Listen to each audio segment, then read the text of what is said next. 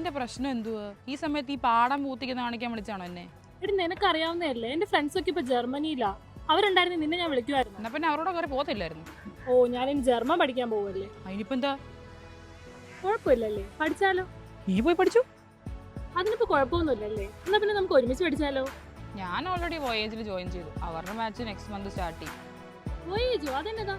അത് നമ്മുടെ തിരുവല്ലയിലെ international OSD exam സെന്ററായ voyage നമുക്ക് അവിടെ തന്നെ പഠിക്കുകയും ചെയ്യാം, എക്സാം എഴുതാം. അവർ നമ്മൾ ജർമ്മനിക്ക് കൊണ്ടുപോവുകയും ചെയ്യും. അവരുടെ next batch next month start ചെയ്യുന്നുണ്ട്.